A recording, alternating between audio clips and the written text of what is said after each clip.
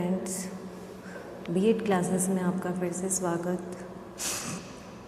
आज हम बात कर रहे हैं चैलेंजेस इन इंक्लूसिव एजुकेशन, समावेशी शिक्षा के अंतर्गत आने वाली चुनौतियाँ। बीएड सेकेंड ईयर का पेपर थर्ड हम पढ़ रहे हैं, educational management and creating an inclusive school. Unit 4 है हमारी। इसके अंदर हम जो चुनौतियां हैं, इससे पहले हमने बात की जीरो रिजेक्शन, शून्य अस्वीकृति के बारे में। फिर हमने बात की बाधा रहित वातावरण कैसे तैयार किया जाए विद्यालय में बालकों के लिए, समावेशी विद्यालयों में। आज हम चर्चा करने जा रहे हैं मनोसामाजिक चुनौतियों की, साइको सोशल चैलेंजेस जो बालकों के सामने विद्यालय में आते हैं, उनके बारे में आज हम विस्तार से चर्चा करेंगे। मनोसामाजिक चुनौतियाँ जो मानसिक स्थिति को दर्शाती है या मानसिक स्थिति को प्रभावित करती है बालक के, जो समावेशी विद्यालय के अंतर्गत बालक या समावेशी शिक्षा के अंतर्गत सभी तरह के बालकों को एक साथ एक ही छत के नीचे शिक्षा देने का कार्य हम करना चाह रहे हैं। इसके अंतर्गत तो सभी बालक अपनी अलग अलग स्थितियां लेकर विद्यालय में प्रवेश लेते हैं। उन बच्चों की मानसिक स्थिति भी अलग अलग प्रकार की होती है, तो उनके सामने जो मनोसामाजिक चुनौतियां आती है वह है बच्चों को डराया धमकाया जाना। फिर उनके जो साथी समूह में जो अंतर होता है, पीयर ग्रुप जो होता है उनका विद्यालय में कक्ष में, उसमें अंतर पाया जाना। और तीसरा है रैगिंग। इन तीनों के बारे में हम विस्तार से चर्चा करेंगे। इन चीज़ों के कारण क्या है, इनके जो यह जब घटना इनके साथ घटती है तो उसका मानसिक प्रभाव किस तरह से बालकों के ऊपर आता है और उससे बचने के उपाय क्या किए जा सकते हैं। सबसे पहले हम बात करें बालकों को डराना या धमकाया जाना विद्यालय में, परिवार में, जिस तरह भी। तो सबसे पहले शिक्षकों द्वारा छात्रों को डराना। शिक्षक द्वारा क्यों डराया जाता है छात्रों को, किस प्रकार से व्यवहार किया जाता है। बालक यदि सामान्य बालकों से अलग व्यवहार करना शुरू कर देता है तो शिक्षक को उस वातावरण में सामंजस्य बिठाने में या शिक्षण अधिगम प्रक्रिया जो होती है उसको सुचारू रूप से चलाने में जब दिक्कत महसूस होने लगती है, उसे वैसा वातावरण, शिक्षक को ऐसा वातावरण प्राप्त नहीं होता है कि वह इस प्रक्रिया को अच्छे रूप से सुचारू ढंग से चला पाए, तो फिर वह उस बालक को जो एक प्रॉब्लम क्रिएट कर रहा है या कुछ अलग तरह का बालक है, असामान्य बालक है, उसे शिक्षक द्वारा डराया जाता है या मारा जाता है, धमकाया जाता है, आर्थिक तरह से, मानसिक रूप से। तो उसे इस प्रकार का दंड अगर दिया जाता है शिक्षक द्वारा तो उसकी स्थिति अलग सी हो जाती है और वह उस तरह से अधिगम नहीं कर पाता है। फिर यदि बालक कुछ अलग तरह से आता है, यूनिफॉर्म में नहीं आता है या साफ़ सुथरा होकर नहीं आता है या होमवर्क पूरा करके नहीं लाता है, तो शिक्षक अपना जो क्रोध, अगर वह अच्छे मूड में है शिक्षक, तो वह उससे अच्छी तरह से व्यवहार करेगा और उसका मूड कहीं किसी तरह से या एक दबाव कह ले या उस तरह का जो कार्य हो, उस तरह की प्रक्रिया में अगर उस तरह की स्थिति से शिक्षक भी गुजर रहे हैं तो शिक्षक के द्वारा छात्रों को एक डराने जैसा कार्य कि तुम यदि ऐसा नहीं करोगे तो मैं तुम्हें कक्षा से बाहर निकाल दूँगा या तुम मेरी क्लास में नहीं आओगे या बाहर जाकर बैठो या उस तरफ कोने में बैठो या सबसे पीछे वाली पंक्ति में जाके बैठो। इस तरह का जो शिक्षक के द्वारा छात्रों को डराया जाता है तो बालक की जो मनोसामाजिक स्थिति है वह बहुत अधिक प्रभावित होती है। फिर साथी समूह द्वारा डराना। विद्यालय में या तो उसी की कक्षा के कुछ साथी होते हैं या उसकी क्लास से बाहर भी विद्यालय में जो पढ़ रहे हैं सीनियर या जूनियर छात्र जो होते हैं, उस साथी समूह द्वारा भी डराया जाता है। कुछ ऐसे बालक होते हैं जो असामान्य व्यवहार करते हैं या विकलांग होते हैं या अपवंचित या आर्थिक रूप से जो प्रभावित होते हैं बालक, इस तरह के जो अलग अलग जिनको एक शब्द में कहा जाए तो अपवंचित बालक या असामान्य बालक, तो उन्हें लगभग सभी तरह से नीचा दिखाने का प्रयास किया जाता है, डराए जाने का प्रयास किया जाता है उसके साथी समूह के द्वारा, उसके साथ छेड़छाड़ की जाती है या गाली देना, धमकाना, इस प्रकार का व्यवहार किया जाता है। उसे जगह जगह पर अपमानित किया जाता है उसकी बुद्धि लब्धि की वजह से, उसकी आर्थिक स्थिति की वजह से या विकलांगता की, या उसमें कोई भी थोड़ी सी भी कमी है तो उसे उस चीज़ का एहसास कराया जाता है कि उसमें इस बात की कमी है और उसे हानि पहुंचाने का या मानसिक क्षति या शारीरिक क्षति पहुंचाने का प्रयास भी उसके साथी समूह द्वारा किया जाता है। इससे भी उसकी जो स्थिति है, मानसिक स्थिति, वो प्रभावित होती है। वह विद्यालय से कटा महसूस करने लगता है या वह बहुत दिनों तक विद्यालय में अनुपस्थित रह सकता है। अगर कक्षा में उसके साथ ऐसा व्यवहार किया जा रहा है तो वह कक्षा में भी आना पसंद नहीं करता है। इस प्रकार से साथी समूह द्वारा उसकी मानसिक स्थिति भी प्रभावित होती है। फिर अभिभावकों द्वारा डराना, यदि इस प्रकार का व्यवहार वह विद्यालय में महसूस करता है और वह देख के यदि विद्यालय से अनुपस्थित रहता है और घर पर रहने का प्रयास करता है तो उसे अभिभावकों द्वारा भी प्रताड़ित किया जाता है। वहाँ पर भी उसे किसी चीज़ के लिए प्रोत्साहन नहीं दिया जाता है, तो उसे एक डर सा बना रहता है कि मुझे न तो विद्यालय में सपोर्ट किया जाता है न परिवार में सपोर्ट किया जाता है। अभिभावक भी उससे यही चाहते हैं कि वह सामान्य बालकों जैसा व्यवहार करे और सामान्य स्थिति में वह सभी से मिले जुले और कार्य करे। यदि उसके कम मार्क्स आते हैं तो उसे अभिभावकों द्वारा डराया जाता है कि इस विषय में कम आए, इस विषय में ज़्यादा आने चाहिए, या ऐसा, या फेल हो गया, या किसी से कम परिणाम, बच्चों का बहुत अच्छा, सामान्य बालकों का अच्छा परिणाम और उसका कुछ निम्न परिणाम रहता है तो उसे डराया जाता है या पीटा जाता है। उसके बाद अभिभावक उसे दंड भी देते हैं, शारीरिक दंड भी दिया जाता है। तो इस प्रकार का जो अभिभावकों का व्यवहार है, सामान्य बालक घर में भी भाई बहन या उसके और कज़िन्स वगैरह होते हैं, अगर वो सामान्य हैं और उनके तुलना में उसके कम नंबर आते हैं या उसका व्यवहार कुछ अलग सा होता है तो भी अभिभावकों द्वारा उसे अपमानित किया जाता है। तो इस प्रकार से बालकों को डराना या धमकाने का उनकी मनोस्थिति पर बहुत अधिक गहरा प्रभाव पड़ता है। इसके बाद हम देखें कि बालकों को डराने से रोकने के उपाय क्या किए जा सकते हैं। यह जो डर है उनके अंदर या वो जो उनकी मनोसामाजिक स्थिति को प्रभावित करते हैं तो उसे रोकने के लिए क्या क्या उपाय किए जा सकते हैं। शिक्षक संबंधी उपाय हम देखें तो शिक्षकों द्वारा बालकों के प्रति अपना व्यवहार परिवर्तन करना चाहिए। शिक्षक हमेशा छात्रों के लिए एक आदर्श रूप होता है। कक्ष में 20 बच्चे, 30 बच्चे या इससे कम भी अगर बालक हैं तो वह एक शिक्षक को अपना रोल मॉडल मान सकते हैं। यदि उसका व्यक्तित्व, शिक्षक का व्यक्तित्व बालकों को प्रभावित करने वाला हो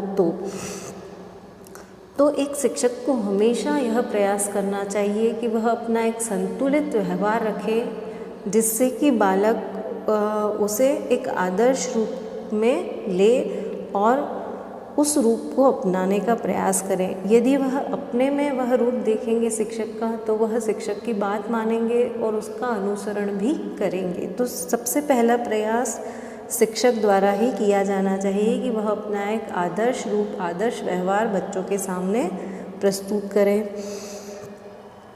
उसके पश्चात शिक्षक को पेशेंस रखना चाहिए। किसी भी स्थिति से, बाह्य स्थिति से या बाह्य वातावरण से प्रभावित न होकर सभी के साथ समान व्यवहार करें। यदि कोई बालक त्रुटि भी कर रहा है, कोई गलती कर रहा है, तो उसे डराया या धमकाया न जाकर प्यार से समझाया जाए और उसे अच्छी तरह से फीडबैक दिया जाए कि आपने यह काम इतना इस लेवल पर अच्छा किया, इसे और बेहतर भी बनाया जा सकता है।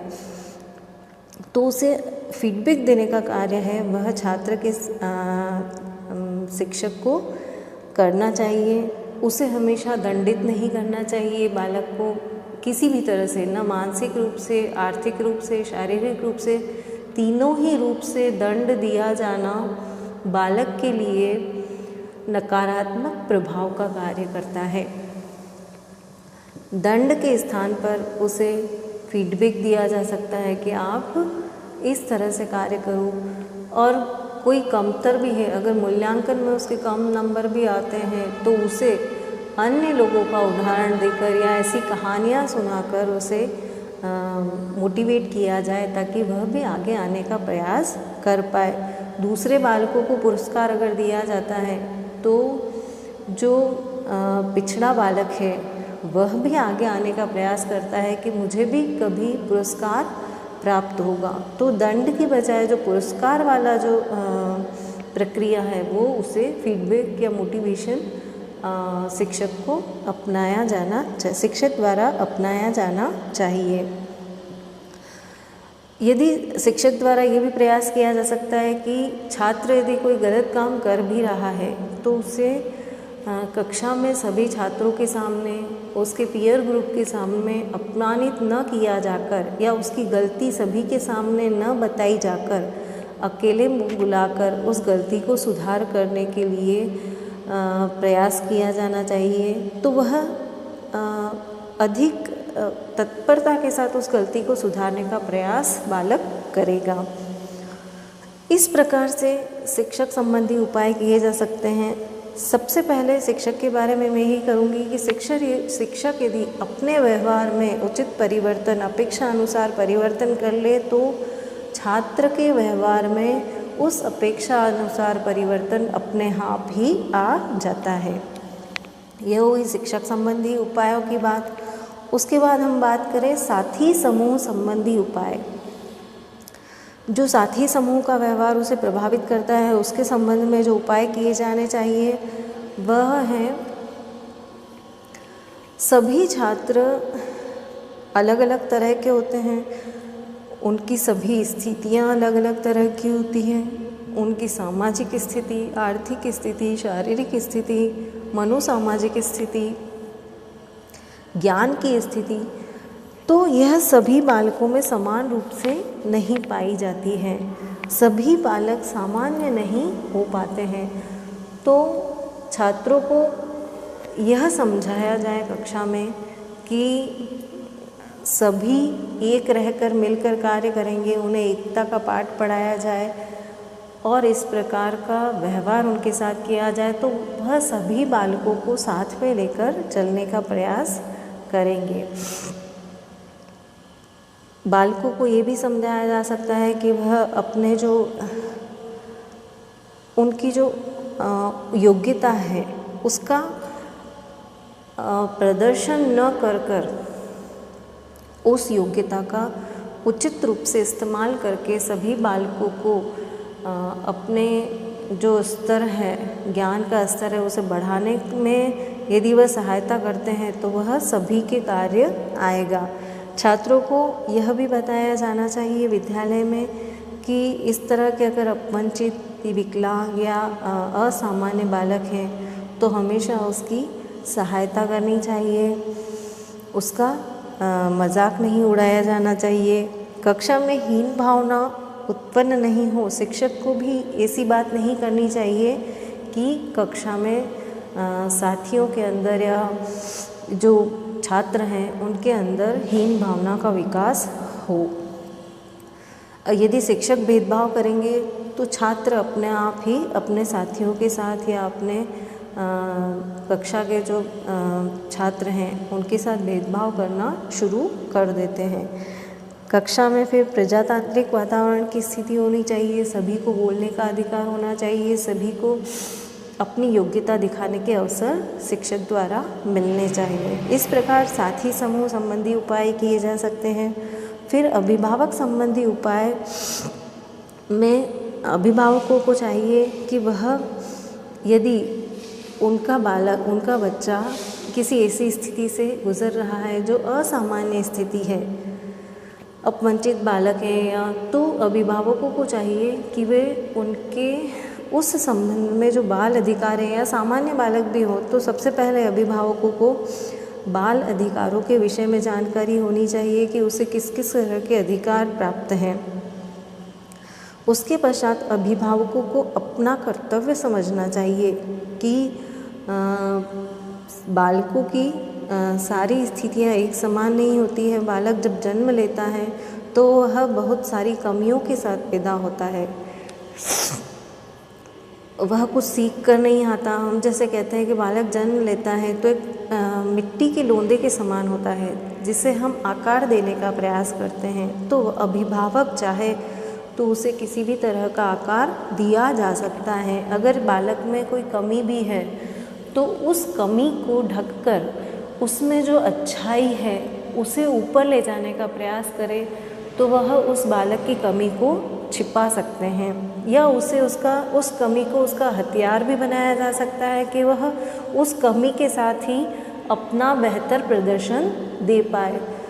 उसको अभिभावकों से या परिवारजनों से बहुत ज़्यादा मोटिवेशन की, बहुत ज़्यादा सहायता की आवश्यकता होती है। तो अभिभावकों को उसकी रुचि के अनुसार, उसकी शारीरिक संरचना के अनुसार या उसकी कमी के अनुसार, हम नहीं कहना चाहते कि किसी में कोई कमी होती है, लेकिन यदि वह किसी तरह से वंचित है, किसी तरह की कमी है उसमें, तो सबसे पहले उसे सुधारने का प्रयास किया जाए।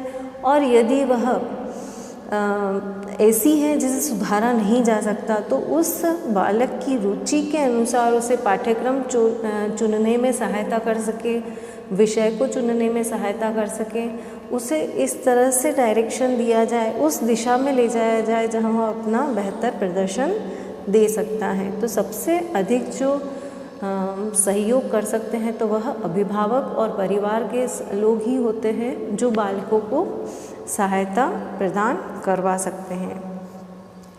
तो यह तो पहला हो गया हमारा बालकों को डराने या धमकाने संबंधी चुनौतियाँ।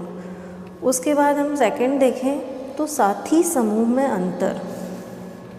बालक विद्यालय में या आसपास के वातावरण में जो साथी होते हैं, उसके मित्र मंडली होती है, वह वहाँ जाने का प्रयास करता है और उसमें जो अंतर देखे जाते हैं, साथी समूह में जो अंतर देखे जाते हैं जिसका प्रभाव उसकी मानसिक स्थिति पर पड़ता है, वह अंतर हम देखें तो सबसे पहले जाति आधारित अंतर होते हैं। ऊंच नीच जो हमारे यहाँ जाति व्यवस्था है वह सभी के मानसिक स्थिति को प्रभावित करती है। तो इस प्रकार के जो कमेंट बालकों द्वारा किए जाते हैं या ग्रुप बनाए जाते हैं जाति आधारित, अगर ग्रुपिंग की जाती है, समूह बनाए जाते हैं और कुछ ऐसे कमेंट्स किए जाते हैं तो उसका बहुत कुप्रभाव विद्यालय में या बालक के ऊपर देखने को मिलता है। इससे समावेशन की जो प्रक्रिया है विद्यालय में, समावेशित शिक्षा की जो प्रक्रिया है या जैसा हम चाहते हैं कि इसे इस तरह का रूप दिया जाए वैसा हम प्राप्त नहीं कर पा रहे हैं। फिर धर्म आधारित अंतर है। सभी अपने अपने धर्म के अनुसार, मान्यता के अनुसार एक समूह का निर्माण कर लेते हैं या शिक्षक द्वारा भी उसे धर्म आधारित कुछ बात कहकर प्रताड़ित किया जाता है तो वह छात्र विद्यालय के प्रति कटा सा महसूस करने लगता है और वह आना पसंद नहीं करता है। तो यह भी उसे बहुत प्रभावित करता है। फिर बालकों में बुद्धि आधारित अंतर पाया जाता है। सभी की बुद्धि लब्धि सामान्य नहीं होती है। कोई उच्च बुद्धि लब्धि वाले बालक होते हैं, कुछ सामान्य बुद्धि लब्धि वाले, कुछ निम्न बुद्धि लब्धि वाले बालक होते हैं। तो उसका प्रभाव भी यदि उन्हें समूह के आधार पर नहीं देखा जाए और सभी बालकों को एक ही प्रकार से देखा जाए तो यह अंतर नहीं देखा जाता। लेकिन विद्यालय की व्यवस्था में ऐसा प्रयास शिक्षकों द्वारा नहीं किया जाता है और इस प्रकार के भी समूह विद्यालय में बन जाते हैं। फिर बालकों की सामाजिक स्थिति में जो अंतर होता है वह भी प्रभावित करता है बालकों के मनोसामाजिक स्थिति को। फिर शारीरिक अंतर होता है। यदि कोई शारीरिक रूप से विकलांग है बालक, या दृष्टिहीन बालक है, या श्रवण शक्ति उसमें कम है, या वह हकलाकर बोलता है, इस प्रकार की यदि कमी है तो उसका जो अच्छी शारीरिक स्थिति वाले, सामान्य शारीरिक स्थिति वाले बालक है वह हमेशा उसका मजाक उड़ाने का प्रयास करते हैं, उसे हीनता की दृष्टि से देखते हैं। तो इस प्रकार का जो व्यवहार किया जाता है वह उसे प्रभावित बहुत अत्यधिक करता है।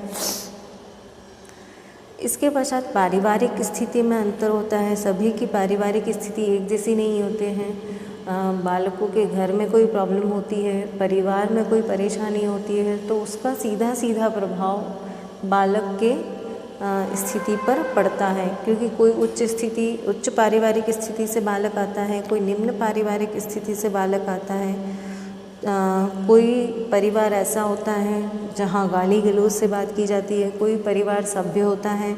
तो इस अलग अलग पारिवारिक स्थिति से यदि बालक आते हैं तो उनको भी एक दूसरे से समायोजन करने में दिक्कत आती है और इसका प्रभाव समावेशी शिक्षा पर अत्यधिक दिखाई देता है। इसी प्रकार से विकास स्तर में अंतर होता है। बालकों का विकास अलग अलग स्तर से होता है। फिर भाषा आधारित अंतर होता है। सब अलग अलग प्रांत से या अलग अलग तरह के बालक विद्यालय में आकर इकट्ठे होते हैं। कोई किसी तरह की भाषा का प्रयोग करता है, कोई किस तरह की भाषा का, कोई यदि दूसरे प्रांत के हैं, कोई पंजाबी बोलता है, कोई मराठी बोलता है, कोई गुजराती बोलता है। तो इस प्रकार से भी बालक आपस में लड़ाई झगड़ा या हीनता का भाव कि इसे ये समझ में नहीं आ रहा है, इस प्रकार के उदाहरण विद्यालय में देखने को हमें मिलते हैं। फिर रंग रूप आधारित अंतर, कोई काला होता है, गोरा होता है, इस तरह का जो रूप देखने को मिलता है छात्र छात्राओं के अंदर। तो कोई यदि काला बालक है या कुरूप है तो उसकी मजाक बनाई जाती है, उसका परिहास किया जाता है। फिर ज्ञान आधारित अंतर, सभी की ज्ञान की स्थिति एक जैसी नहीं होती है। जो छात्र समूह होता है विद्यालय में वह उसके ज्ञान का स्तर या ज्ञान प्राप्ति का स्तर, ज्ञान तो सभी में होता है लेकिन उसे अप्लाई करना, उस लेवल तक लाना कि वह अपने विचार व्यक्त कर सके। तो अगर ऐसी स्थिति में कुछ बालक होते हैं जिनके ज्ञान का स्तर बहुत अधिक होता है और कुछ ऐसे होते हैं जो अज्ञानी होते हैं, तो उनमें भी इस प्रकार का अंतर देखा जाता है और वह हीन भावना से ग्रसित हो जाते हैं। फिर व्यवहार संबंधी अंतर, विद्यालय में सभी छात्रों का व्यवहार अलग अलग तरह से होता है। कुछ छात्रों का व्यवहार या कुछ की सोच नकारात्मक होती है और कुछ छात्रों का व्यवहार बिल्कुल सकारात्मक होता है, वह सभी का सहयोग करना पसंद करते हैं। कुछ बालक होते हैं जो शिकायती स्वभाव के होते हैं, कुछ बालक होते हैं जो चुप रहते हैं। तो इस प्रकार का जो अंतर देखने को मिलता है वह भी बालक की शिक्षा को प्रभावित करता है, शिक्षण अधिगम प्रक्रिया को प्रभावित करता है और वह विद्यालय से कटा हुआ सा महसूस करने लगता है या विद्यालय जाना बंद भी कर सकता है। इस प्रकार की समस्याएं पीयर ग्रुप में आती है। अब इस पीयर ग्रुप में जो अंतर होता है, डिफरेंस जो है ये, इसके उन्मूलन के क्या उपाय किए जा सकते हैं उनके बारे में हम बात करें। विद्यालय में जाति आधारित समूह के निर्माण को रोका जाना चाहिए। जो जाति आधारित अगर समूह बन रहा है तो शिक्षक को यह प्रयास करना चाहिए कि विद्यालय में ऐसे समूहों का निर्माण न हो पाए। वो इस प्रकार की टिप्पणियाँ भी कोई बालक न करे। इसके पश्चात धर्मनिरपेक्षता का गुण विकसित करना चाहिए। बालकों के अंदर ऐसी कहानियाँ सुनाकर या ऐसे कुछ घटनाएं सुनाकर और चरित्र जो कहानियाँ चारित्रिक कहानियाँ या पाठ्यक्रम में होती है या पाठ्यक्रम से इतर जो होती हैं उनको सुनाकर धर्मनिरपेक्षता का गुण बालकों में विकसित किया जा सकता है। कक्षा में क्रियात्मक शिक्षण पर जोर देकर सभी बालकों को एक साथ कार्य करने के लिए प्रेरित किया जाए कि अलग से जैसे 5-7 बच्चों का ग्रुप बनाकर वह किसी क्रियात्मक रूप से या प्रयोग कर सीखने का प्रयास करेंगे तो सभी को एक दूसरे के साथ कार्य करने का मौका मिलेगा और वह इस गलत प्रकार के समूह बनाने का प्रयास नहीं कर पाएंगे। फिर छात्रों में एकता की भावना का विकास करना चाहिए और बालकों में नैतिक एवं मानवीय गुणों का विकास यदि किया जाएगा शिक्षक के द्वारा तो इस प्रकार की जो गलतियां हैं साथी समूह के अंदर जो ऐसी क्रियाएं देखने को मिलती हैं वह नहीं हो पाएगी और इसका उन्मूलन इस तरह की समस्या का उन्मूलन किया जा सकेगा। इसके पश्चात साथी समूह में अंतर के पश्चात हम रैगिंग के बारे में बात करते हैं। रैगिंग शब्द जैसा हमारे सुनने में आता है अभी वर्तमान की स्थिति जो है विद्यालयों की रैगिंग की जो घटनाएं हम सुनने में मिलती है, हम न्यूज़पेपर में भी सुनते हैं, हम टीवी में देखते हैं, तो बालक रैगिंग का इतना प्रभाव पड़ता है कि आत्महत्या करने तक भी बालक उतारू हो जाते हैं। तो हम सोच सकते हैं कि इस घटना का प्रभाव बालक की मनोसामाजिक स्थिति पर, उसकी मानसिक स्थिति पर कितना गहरा प्रभाव हुआ होगा कि वह इस हद तक आत्महत्या के हद तक कदम उठाने के लिए तैयार हो गया। तो रैगिंग के जो प्रतिकूल प्रभाव पड़ते हैं वह हम देखते हैं। बालक असहाय अनुभव करता है। जब बालक विद्यालय में जाता है तो वह उससे जो बड़ी कक्षा के विद्यार्थी होते हैं या बालक होते हैं उनके द्वारा, वैसे तो यह बहुत अच्छी रैगिंग जो है वो एक अच्छी स्थिति, परिचयात्मक स्थिति होती है कि सीनियर्स के द्वारा जूनियर का परिचय लिया जाना, उनका साथ देना, उनकी सहायता करना, इस प्रकार का यदि माहौल है तो वो बहुत अच्छा है। लेकिन उसका मजाक बनाया जाना या उसे परेशान किया जाना, तो इस प्रकार वह अकेला महसूस करता है क्योंकि वहाँ जब वो नया बालक जाता है तो उसके न कोई साथी होते हैं, न वह किसी शिक्षक को पहचानता है। उस माहौल में बिल्कुल नया होता है तो वह एकदम से असहाय महसूस करता है और जिसका उसकी मनोदशा पर बिल्कुल प्रतिकूल प्रभाव पड़ता है।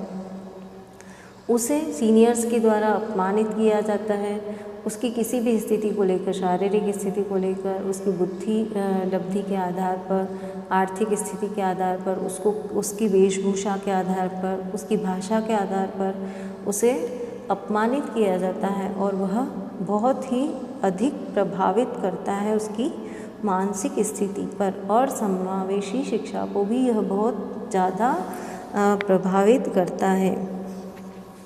इसके पश्चात यदि रैगिंग की स्थिति आगे आने वाले दिनों में भी बनी रहती है कक्षा में, तो वह अन्य छात्रों के साथ समायोजन नहीं कर पाता है। वह अपने आप को हीन भाव से ग्रस्त कर लेता है कि मुझ में यह कमी है। उससे जो कमी शुरू में दिखाई जाती है रैगिंग के द्वारा, तो वह उस कमी को अपने अंदर आत्मसात कर लेता है और अन्य बालकों के साथ फिर उसका समायोजित हो पाना कठिन हो जाता है। रैगिंग के द्वारा छात्र आपस में एक दूसरे से लड़ झगड़ भी लेते हैं, अन्य कई घटनाएं भी हो जाती है। तो इस प्रकार का जो वातावरण विद्यालय में पैदा होता है तो इससे वहाँ का वातावरण बिल्कुल दूषित हो जाता है और बालक विद्यालय से या कक्ष से या शिक्षण अधिगम प्रक्रिया से ही अलग थलग हो जाने का प्रयास करता है और यह स्थिति छात्र की मनोदशा पर विपरीत प्रभाव डालती है। इसके पश्चात हम देखें रैगिंग को रोकने के उपाय। इसमें हम जो शिक्षक के द्वारा कार्य किए जा सकते हैं या विद्यालय प्रबंधन समिति के द्वारा किया जा सकता है, प्रधानाध्यापक द्वारा किया जा सकने वाले उपाय हैं। बालक को स्वयं के कर्तव्य का ज्ञान कराना। जब नया बालक विद्यालय में आता है तो जो पूर्व में जो विद्यालय में अध्ययनरत बालक हैं, छात्र हैं, उनको अपने कर्तव्यों का बोध कराया जाना चाहिए शिक्षकों के द्वारा कि जो नए छात्र यदि विद्यालय में आ रहे हैं, उनसे जूनियर कोई स्टूडेंट्स हैं तो उनकी सहायता की जानी चाहिए, उसे विद्यालय से परिचित कराया जाना चाहिए, उस माहौल से परिचित कराया जाए, उनकी सहायता की जाए, उन्हें यदि कोई तकलीफ़ आ रही है तो उनका साथ दिया जाए। इस प्रकार बालक को उसके स्वयं के जो छात्र के कर्तव्य होते हैं उसका ज्ञान कराया जा सकता है। फिर बालकों में मानवीय गुणों का विकास। मानवीय गुण हमेशा ऐसे ही होते हैं कि हमें एक दूसरे की सहायता करनी चाहिए। हम यदि अपने स्वार्थ के बारे में ही सोचेंगे तो हमारा जो किया गया प्रयास है या शिक्षा प्राप्त करने का जो प्रयास है, शिक्षण अधिगम प्रक्रिया का जो एक महत्व है वह खत्म हो जाता है उस स्वार्थी भावना के कारण। तो मानवीय जो संवेदनाएं हैं उनको विकसित करने का जो कार्य है वो शिक्षक द्वारा विद्यालय में किया जाना चाहिए। फिर सर्वजन हिताय एवं सर्वजन सुखाय की भावना का विकास करना। सभी के हित में सभी का सुख है, सभी सुखी रहेंगे तो सबका हित है। इस प्रकार की जो भावना है उसका विकास यदि बालकों में शिक्षकों के द्वारा करवाया जाता है तो आपस में सभी छात्र मिलजुल कर रहेंगे, एक दूसरे के सहयोग से शिक्षण अधिगम प्रक्रिया को और अधिक प्रभावी बनाने का प्रयास स्वयं बालक कर सकते हैं। इसके पश्चात आत्मीय एवं सहानुभूतिपूर्ण वातावरण का निर्माण विद्यालय में किया जाए। इस तरह के सेशंस रखे जाएं, कहानियाँ सुनाकर, घटनाएं सुनाकर या जो हमारे जो चारित्रिक जो अच्छे अच्छे चरित्र हुए हैं जो साहित्य में हैं, हम कहानियाँ पढ़ते हैं, इस प्रकार की कहानियाँ सुनाकर भी सहानुभूतिपूर्ण वातावरण विद्यालय में निर्मित किया जा सकता है ताकि बालक एक दूसरे को सहायता करने के लिए अग्रसर हो सकें। तो इन सभी उपायों के द्वारा हम विद्यालय में रैगिंग रोक सकने में सफल हो पाएंगे और समावेशी शिक्षा का जो मर्म है वह समझा जा सकेगा विद्यालयों में विद्यार्थियों द्वारा। यह जो चुनौतियां हैं समावेशी शिक्षा के अंतर्गत, इनको रोकने के प्रयास शिक्षक, छात्र, प्रधानाध्यापक, विद्यालय प्रबंधन समिति, इन सभी को मिलकर किया जाना चाहिए और हम मानते हैं कि यह समावेशी शिक्षा जिस लक्ष्य को लेकर समावेशी शिक्षा का लागू की गई है विद्यालयों में, वह लक्ष्य हम एक दिन पूरा करें। धन्यवाद।